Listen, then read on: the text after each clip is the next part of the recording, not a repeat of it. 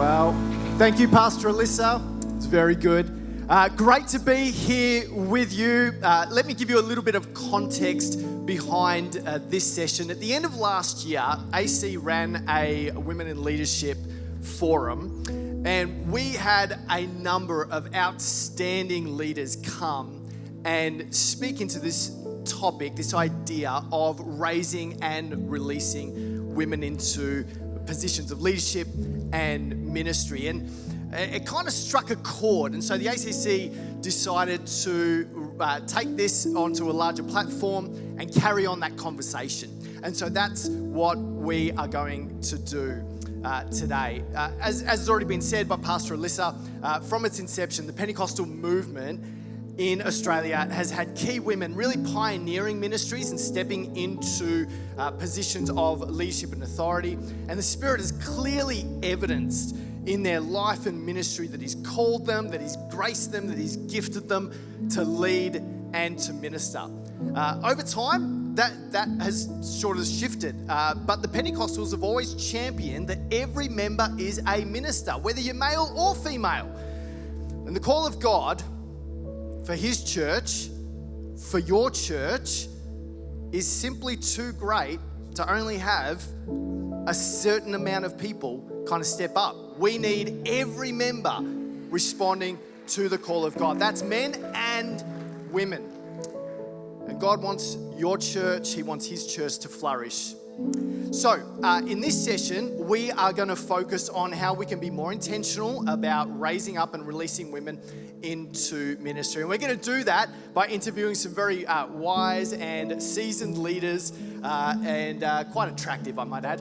Now, I'm going to invite them onto the stage. So, for those of you who are on the panel, can I get you to come out? Let me introduce those who are here. So, we have Pastors Matt and Franca Heins, who are coming out. We have Pastor Helen Kobakian and Pastor Craig Clark.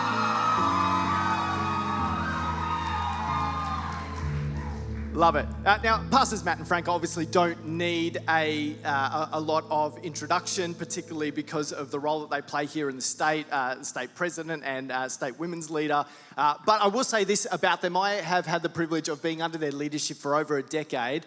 And two things to say about them. They are the same on stage as off stage. What you see is what you get. And that's beautiful. And they just have a knack of multiplying leaders, of raising up leaders and sending them out. They're very generous about that. And so really proven track record. And then, of course, we've got Pastor Helen Kobakian. So along with... I'm just going to keep dropping your name because it keps getting applause. It's wonderful.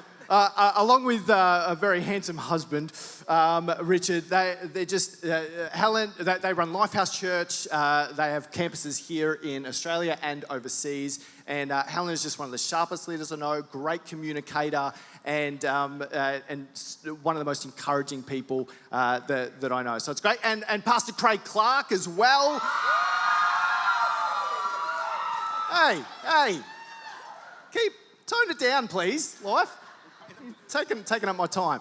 And so Pastor Craig and his wife Nadia, they run Life Church, and again, some of the most encouraging, life-giving people that I know. And I haven't told you this, Craig, but the leaders that I meet that come from Life, they are just outstanding. They're just absolutely incredible leaders. And God's good. God is good. God is good. And you're always deferring to the Lord, which is a good thing. But there's also credit to you and Nadia for what you produce, which is fantastic. Well, thank you to all four of you for being part of the panel. What we're going to do, we're simply going to have a conversation. The audience is going to listen in. Feel free to interrupt each other, bounce off each other, and just ask questions of one another. It's going to be Franca quite just good. said that's easy. Thanks, Yeah. Franca. she's used to.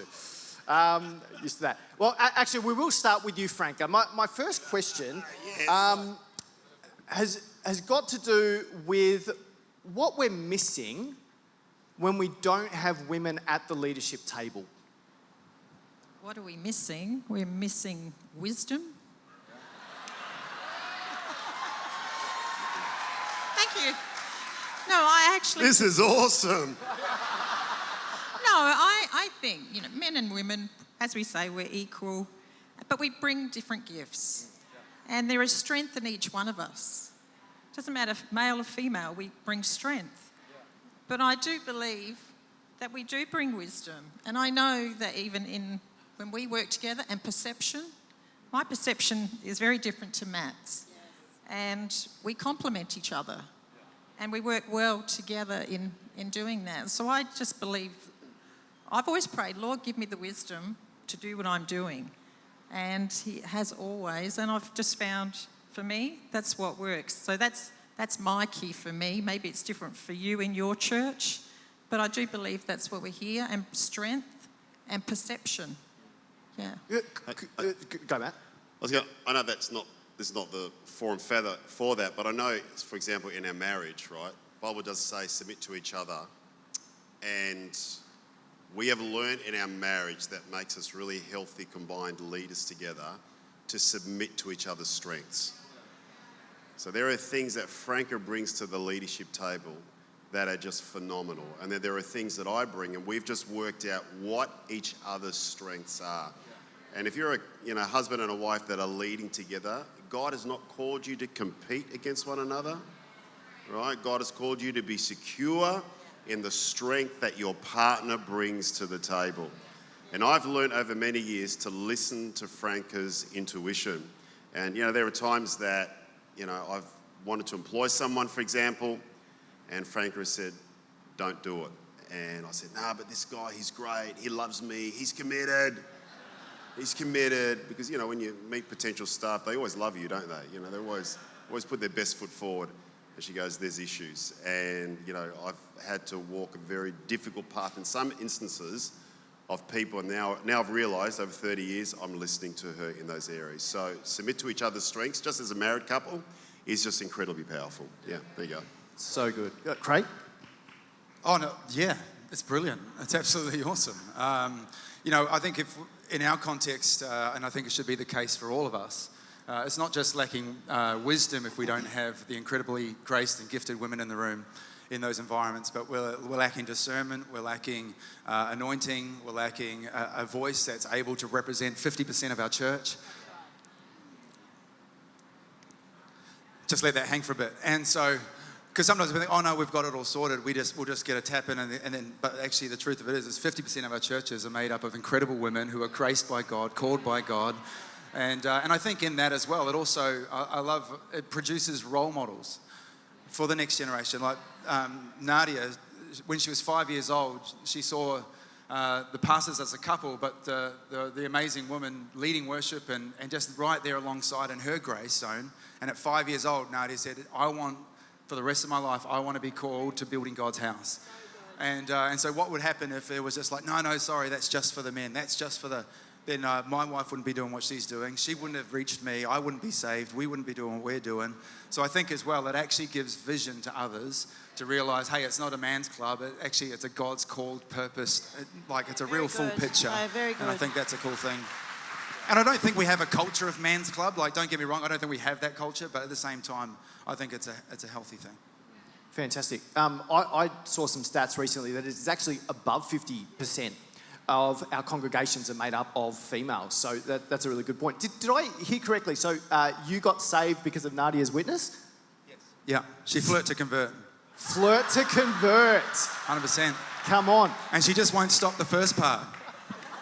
Well, she has stopped. I just pray for more of it. And so, no. That is brilliant. Helen, can I ask, what do you think are perhaps some of the roadblocks to women actually putting up their hand to lead? I think there's two that really stand out to me. And the first one is their own self-value and confidence, that there's room for them. Have I really got this gift on me? I think it's a natural thing for women to, they say if a woman applies for a job, she'll make sure that she meets 95% of the criteria before she applies. If a guy applies for a job, he'll make sure he meets 20% because he knows he'll make it work. Whereas women tend to feel like they have to be well qualified. So for girls to just step up to the plate, it takes a lot more, I think, self-confidence and self-belief than it does generally for men. Now, these are general statements, of course. So I think for women, they need a lot of encouragement. They need a lot of people drawing them out. Come on, I believe in you. I think you can do this. So I think the power of both men and women speaking that into women is really valuable. And from what I've noticed, and as I'm maturing, is I think the other big roadblock for women is this: we go through a lot of really dramatic seasons in our lives. Men tend to go through life just on a pretty smooth trajectory, whereas girls, will be running hard and then we find ourselves having babies and it sidelines us for a little while. We're trying to still do it all, but can we? And navigating family well and really valuing our family and the kingdom call of family. And then we want to step back in the game and then as our family's maturing, and then we go through another whole transformation that no one talks about in the middle of our lives that turns us upside down again.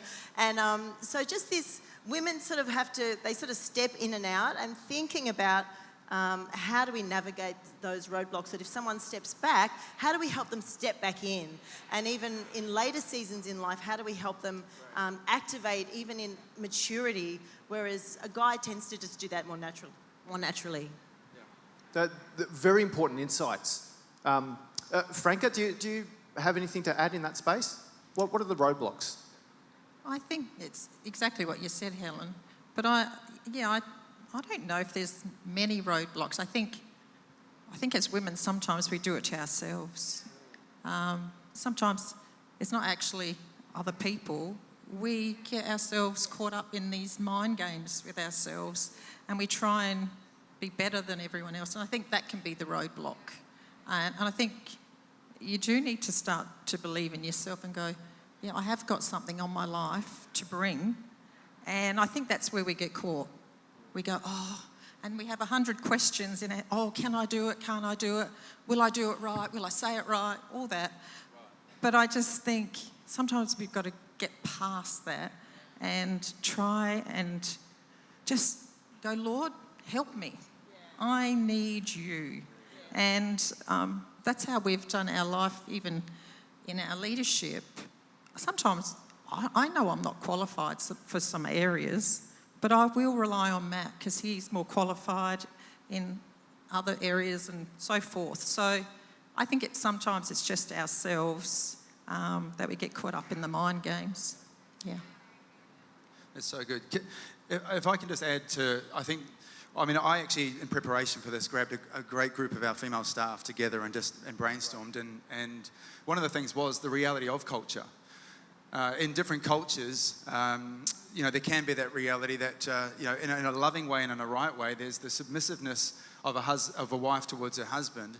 But in that can also creep into the framework of being involved in leadership or owning the part that God's graced you. And there's kind of this stepping back in that.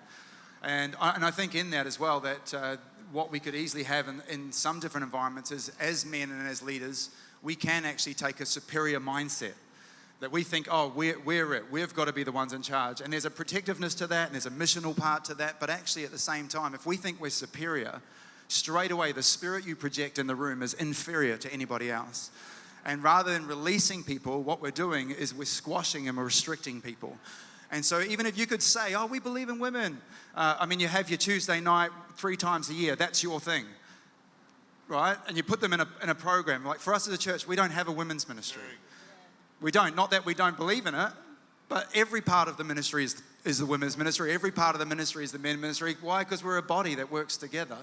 Now, we're running a women's conference for the first time, and a bunch of us guys are looking at how we can dress up to get in and all that kind of fun stuff. Very acceptable here. And... But if you say, but we've got a women's ministry, then I would say already you're putting it into a box rather than you're actually enabling there to be the fullness of what it can become.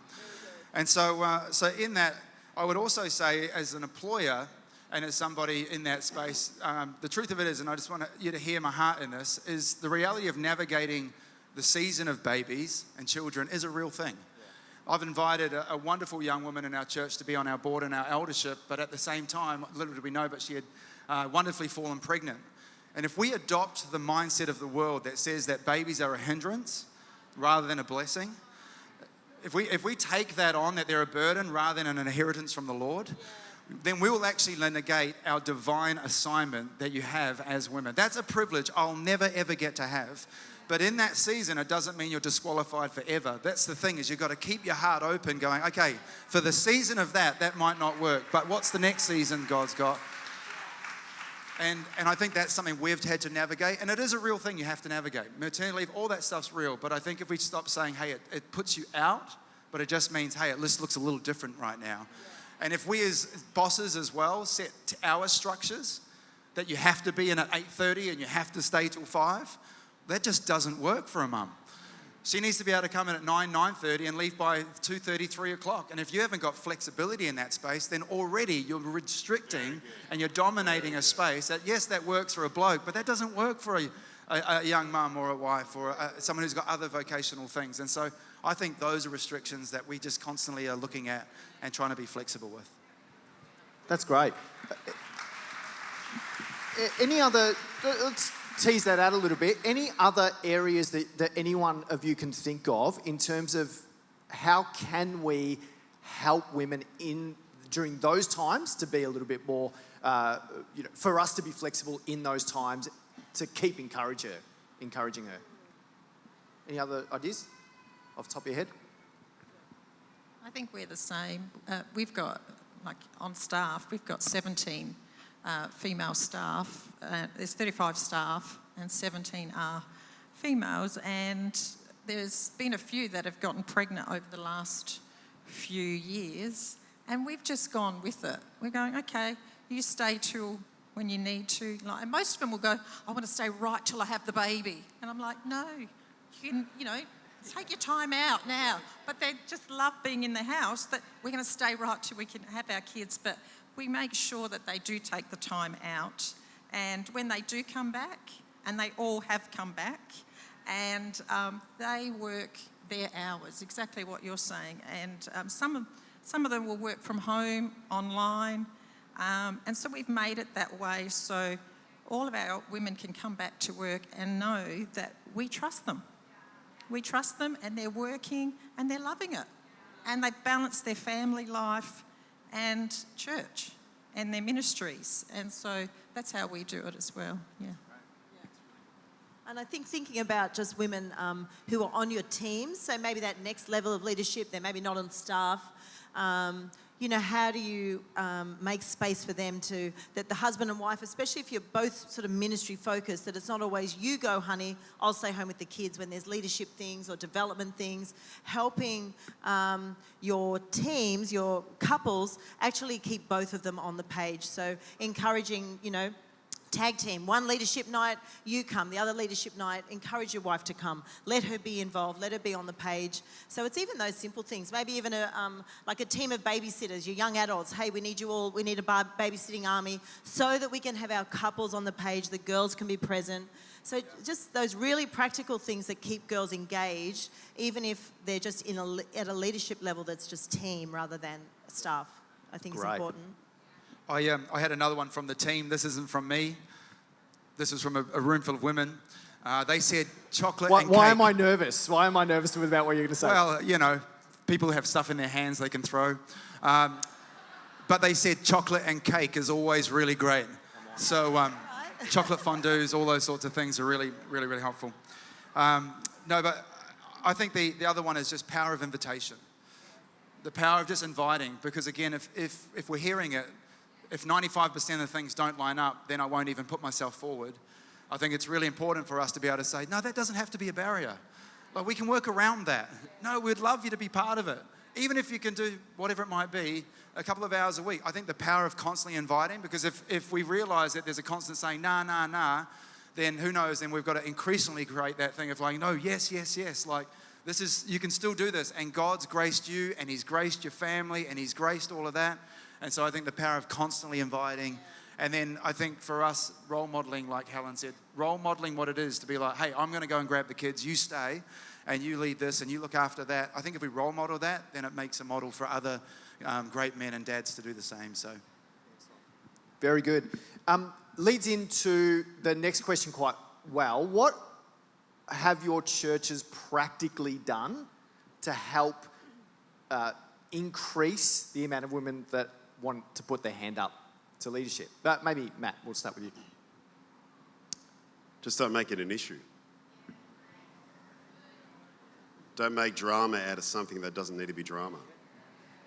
You start to isolate women or have different metrics on them, you've just basically cut off 50% of your leadership pool potential in your church. Like, why would you do that? It doesn't even make sense. So I would just say that as you as a senior pastor, you're going to back it, you're not going to make an issue of it, you're going to choose people on your leadership team because of their character, because of their skill set, because of their willingness, because of their heart, because of their personal culture, regardless of whether they're male or female. That's the right way to go. And I just think if you start making decisions, you're just literally just going to cut off half of the body of Christ. And that's just not a great way to go. So I think when you set that culture, there is a willingness that will rise up within the congregation. Right, very good. Tell me, practical things, you see somebody that you want to raise up. No, actually, let's go there. What are you looking for in leaders? I'm asking particularly around female leaders, but obviously there's a lot of crossover. Oh, I mean, we've got all of our own different particular points, but I think number one, we are looking for people that just have a real desire to learn. So we call them lifelong learners, that there's an openness and a teachability. It's very hard to lead someone that knows it all. We look for people that are self-starters, and so people that just have an ability to lead their own life. If you can't lead your own life in terms of health and personal disciplines, it's going to be very hard for you to actually lead the body of Christ. We are looking for people that are just not only disciplined in their own walk with God, but actually have deep spiritual wells themselves. That they have the ability to pray, to fast. But there is a deep spiritual conviction within these people that's something that you don't need to keep firing up, but it's just within them behind the scenes. I mean, we've got about 20 of them, but that's about 3. Anyone else? No, I'd literally say there's no difference between what you're looking for in a male leader and a female leader. There's nothing at all. I didn't even know our percentage ratios of female staff to male staff until Thursday, and I said, I wonder what it is. And so we have 43% male staff and 57% female staff. And across our church, we have 44% male leaders and 56% female leaders. But we do have 100% males as dads and 100% females as mums. So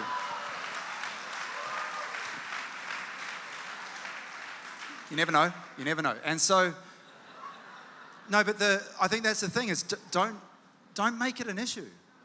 Don't make it a quota. I can't stand the idea that you're putting someone in purely because they're female. Very good. I can't stand the idea you're putting somebody in because they're male.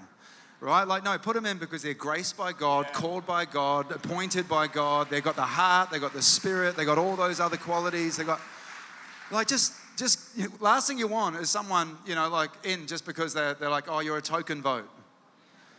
Like, when Nadia got elected into the national executive, it was wonderful. Like, it was awesome. But people come up and go, isn't it amazing to have 2 females on? And I was like, yeah, it's great. If they're anointed and called to help lead our movement as a nation forward. Otherwise, the last thing you want is put a couple of the token people in because you think you're ticking a box. But I love that's not the movement we are. That's not what we're called to. That's not what our churches are about. It's like, no, let's get what God's leading. Let's appoint the people God's appointed. And come on, let's just change the world. Let's go after it. And it's not about us doing what women can do and women doing what men can do. No, we're just here to be the body and just, yeah. So good. All right, so you have identified people that you're like, man, they, those qualities that you mentioned and whatever else. You've invited them. You're constantly inviting them into that space. Give me some practical steps. What next? How are you actually raising up those people and really developing them? I think that in all our situations, it's the same for guys and girls. It really is our leadership pathway. I know for us, our leadership pipeline is just a leadership pipeline. But I think if, when we first planted 23 years ago, that we had a little bit of a culture where women, because a lot of people had come from more conservative Christian backgrounds, some of the guys who were coming, and so they didn't really feel comfortable with women in leadership. So we did have this issue when we planted our church.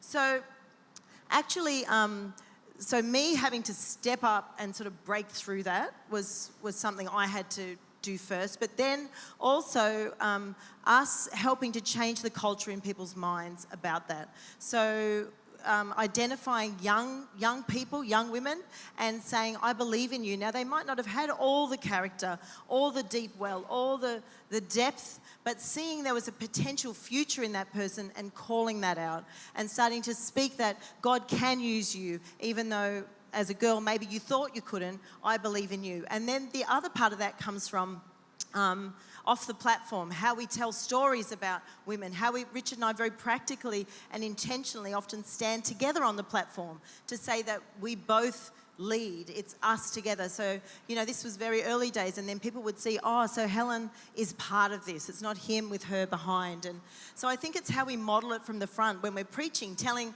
not just always picking, guy stories, but actually finding the women in the Bible who lead, who changed history, who carried God's anointing and purpose, the church planters, the ones who carried the word of God, like actually putting them in our preaching as well. So there's practical things that we can do that bring, if you're in a space where you're trying to change that culture and you're trying to make more room for women, there are some practical things like that you can do that help move that forward.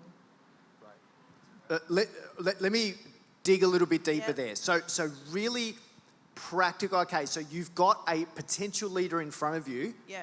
What next? So I will gather, I've got some young girls at the moment, so there's some 20, 25-year-olds. I'll catch up with them one-on-one. I want to invest in you. I want to, let's have a conversation. Why don't we do some sort of a discipleship thing together for maybe 10 weeks or 12 weeks. So I'll never commit to long-term discipleship of somebody, but it's more, let me just inject in you, let me speak life into you, let me disciple you, and make sure then, and in that space, I'll always make sure that there's somebody just ahead of them that they're then connected with. So are you in a grow group with the other girls of your age? So then they've got leadership over them when I have to step away. So just really making sure that they're connected into a space. If it's not me, that it's one of our other key girls that are breathing into them, breathing life into them. So we do mentor girls with girls, boys with boys at Lifehouse, but sometimes, but there's still room to work across the gender as well. So that's, we're not restricted. A guy can't speak life into a girl, but just taking the time to really breathe life into them, I think, is one of the keys right up front. Wonderful. So you're meeting with them. You're injecting something into them. Calling out their gifting. Excellent. Declaring what I see, speaking into the future, prophesying really over what their future looks like, what I believe for them. Love it. Love it. Anything else? What else would you do? Would you give them like small opportunities? Yeah. So for us, we, the more places you can create for people to lead, the more leaders you generate. So trying to, hey, I've got this small project going on. Would you be able to help me just do this small thing? And then, or join this person's team and see how you go with that. So trying to put people into places, yes, where they can learn leading. Because sometimes we want to identify leaders, but we're expecting them to be up here. We have to take them on the journey to get there. That's excellent. I just want to highlight what Helen just said there. The more opportunities you create for people to step in, the more leaders you'll create. Yeah. Right? I just think that's absolutely key. Franca, were you going to say something? No? No, it's very much the same. I'm the same. I find like there'll be a girl that I just see, a young woman, and again, just find their gifting and see that they're gifted in an area, and then I just work with them, mentor them, and just let them know that we trust them. Yeah. We trust them to step in, and now it's your turn to become a leader. And so it's very much a trust thing, and I've found that always works, and it's a lot of conversation with them. I think there's a difference between wanting to teach people, because everyone wants to be a teacher, versus actually doing life with them. There's a big difference between the two. And I find in our discipleship model within our church, the leaders that we've raised up, we've not only given them great keys from a teaching perspective, but we've just done life with these people. And in those moments where they've had to learn how to deal with pressure, we've been there for them. And I think that's been a great key just in raising leaders overall. Well, Matt, can you just share about that? Because I've seen it over the years where you will just have a whole bunch of young adults come over, you'll cook for them a decent pizza or a tomahawk steak. Why don't you talk a little bit about that dynamic? One of the things that we've observed is our next generation of, say, our campus pastors, the husbands and the wives are doing it together. And what I've realised is they've actually modelled it off Franca and I, the way that we actually lead. And so we've even had to adjust our policies and adjust just the way that we view that group leadership in order to really speak into that.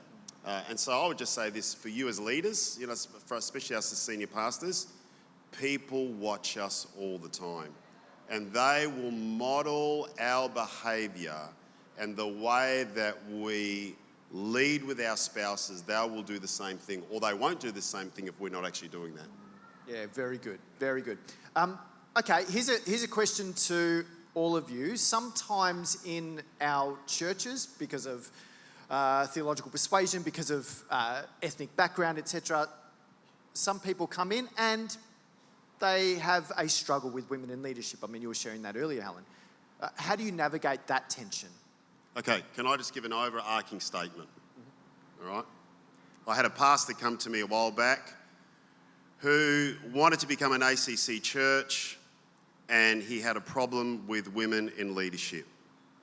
And I said to him, you are in the wrong fellowship.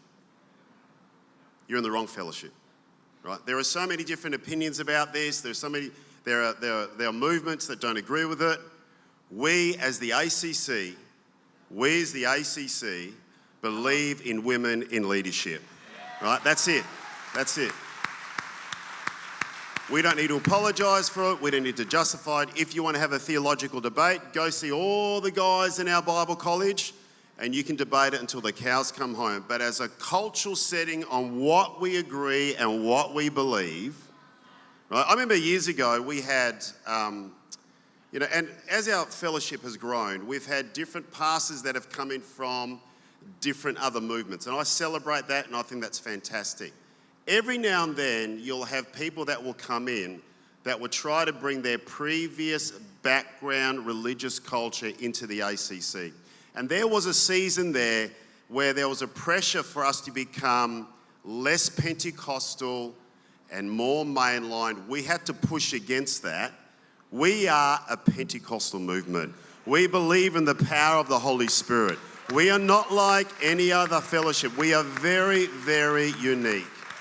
We're very unique. And so the strength of who we are and what we agree to, we just have to hold that tightly. And sometimes we don't need to apologise for it. We don't need to explain it. We don't need to justify it. We have had people in our church that have come and have had a problem with it. And I go, look, if you have a problem with it, I'm not going to change my whole church culture according to try and fit your theological view. This is who we are. There are many other churches in Melbourne that would fit according to your view of life. Go find them. I love you. I wish you all the best, but I'm not going to shift my culture according to your belief. Right. There you go. Good. Very good. Helen, you mentioned before about some of the things that you've got in place in Lifehouse, males discipling males, females discipling females. Can I get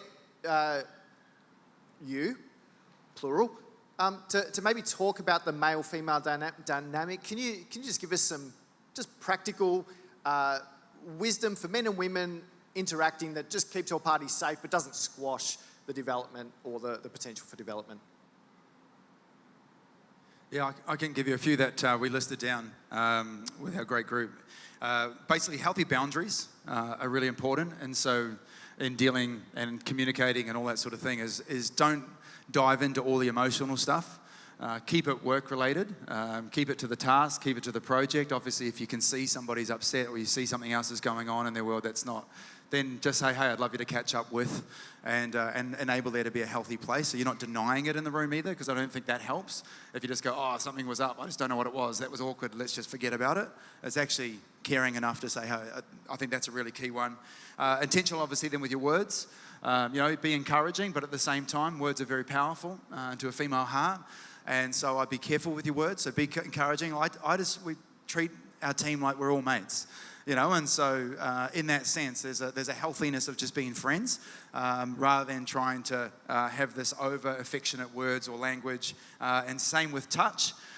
It'd be exactly the same thing as well. And so just being mindful of that. Obviously, rooms we meet in, our rooms have got glass with some frosting, but anyone can see in at any time, all that sort of stuff. I think these are just practical things. Be self-aware. The girl said, don't be weird. You can hear them laughing because it's like real. Don't be weird. Be aware of age, stage of life, title appropriateness, all those sorts of things. Just like be mindful of like who's in the room, how this looks, how this works. The other key thing is just be genuine. Don't have undertones. If there's something going on and there's something that does feel, own it. And again, have the right person in the room with you to be able to deal with that, work through that, which is great. And then, as I said it before, but just encouraging, just be encouraging in a really healthy way. So good, so good. Lots of great wisdom there, which is very good. Helen? The only thing I'd add to that, because they're all great things and we agree, is the encouraging the conversation at home with your partner about their perception of your work relationships, so that there's nothing going on in your home life that's then, if your partner thinks that something's not appropriate, or that you're having a conversation about that it's not actually allowing seeds to be planted back at home when you think everything's great at work. So just being open and honest about those, the feelings you have towards the work relationships. Very good, very good. So appreciated. Talking about the home, thank you. Wonderful segue there, Helen. Pleasure. You all lead with your spouses. Can you give us some wisdom around leading with our spouse? Now, please feel free to be vulnerable and share any embarrassing stories. We're more than happy to hear those. Free therapy. Oh no, Richard's nervous. Don't tell me issues before I go to sleep. That used to happen a long time ago, not recently. I literally just had that conversation with my wife just like Franca last week. Franca just wants to get it off her chest, get it out of her heart. So 9:30 at night, this and this and this. I feel so much better now. And I'm like this. It doesn't happen anymore. It doesn't happen. He's just making it up. Because I'm I go to bed a bit later than Matt does. So we've learnt when we come home, we have a little bit of space from each other. So Matt, usually Not that much. Not that much. But he does come home earlier than I do. So in the day, I'm usually the last one. I leave at about 5 or whatever. But he'll come home about maybe 3. So we get that space where he's doing whatever he's doing. And then I get to come home and I might start cooking or he's cooking and we just chat about the day. So I've learned not to do it late at night because he doesn't cope. No, I cope. I'm just saying that it's probably not the most optimal time. He's actually not good. Don't speak to Matt after 9:30. That's here what we I'll go. just say. Anyone. We're diverting. No, we did. We need some marriage counselling. No. So... more, we're all keen for more, so just carry on. No. No, that's good. Understanding each other, your rhythms, how you work, that's great. Yeah, well, we do. We are together every day. Yep. We're in the office together. We don't drive home together. We make sure we're separate from church. It's only because we do. It's a pressured life sometimes. And there are a lot of things that happen in church life that we both need space. And I have a lot of conversations with our staff. As Matt would say, all the staff come and talk to me about what's going on in their lives and whatever, because they know Matt is not the one who wants to hear about their No, I want to He's hear. going down. But like, not for 3 hours. 3 minutes, yeah, that's it. So This was a bad idea, Andrew. Yeah, This was I a know, bad idea. We're running out of time here. That's, no, That's great. It's good. So no, we just have space. That's all. We have our life. Matt will go to the gym in the morning. I'll get things ready at home for whatever I need to do. But we do have our space away from each other because we are together 24/7. And so we've learnt that over the years to balance our life. And that's how it works for us. That's excellent. That's excellent. Very quickly, because we are running out of time, anything that you guys want to add in terms of advice for working with your spouse? I think work out your unity separate from the team. So make sure you're agreeing on what you're doing and have that conversation somewhere else. The team don't need two bosses. Yeah. And when your team feel like they've got two bosses, it's really hard on them. So work out your unity together so the team can flourish. Craig? That's probably something that we could work on. If we're getting it out while we're up here. Yeah, that's right. Come on up. Can I help you? Nadia, Let's talk about it. Look, let me... Glad I could help you. No, and obviously, if you know Nadia, we are one team, and there's nothing I'm more grateful for than ever than the gift that she is to my life and who as a team. But at the same time, we are strong leaders, and so our team also know that it's not personal. Like when there is robust conversation in certain rooms, and we're just fleshing it out. Everybody sometimes gets a little bit silent, and they sort of like look around and check their phones and. But in that moment, we always talk about it going, hey guys, like this is actually how we've learned to process really well, because this doesn't go home. Because we leave it, we talk about it here, but at the same time, there have been 2 moments where I have gone too far in those meetings. And it's very easy to go home and have the moment where I go, hey babe, I'm really sorry, that probably was too far. But the truth of it is, that sorts it with us, but that doesn't sort it with our team.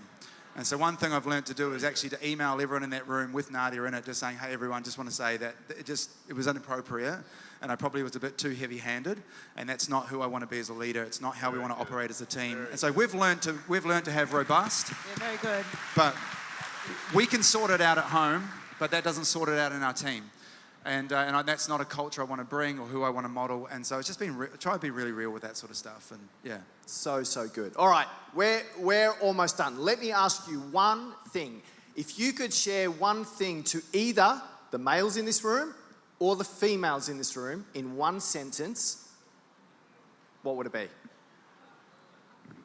We'll start with Matt. Just back the females in your church. You've got gold there. They're amazing. That's it. I just think if you know that you're called, go with it, run with it. Don't step back. Just run with where God has called you and do it at the best and the best of your ability. Just, be amazing. Yeah. That's what I would say. And just follow what the Lord has for you. So good. To the men, I'd back off what the wonderful Pastor Charles said. If you're this an area of struggle, widen your view. Widen your view, and if you need to have conversations with elders and boards to get their hearts around it, be courageous and just start the conversation. And for women, I'd say go hard, but you're not there to represent women. We're all there to represent Jesus. And so let's just keep making Jesus the one. Let's make him the one that we lift up. And then we're a great family. We're a great team. And I would say make opportunity to find more leaders. So dig for them at all age groups, not just young leaders, but activating particularly women at every season of their lives. There's a whole older generation in your church waiting to be activated into leadership positions, into their retirement that can carry significant load. Look for them, hunt them out and encourage them. So good. Can we please put our hands together for this wonderful panel? Thank you so much.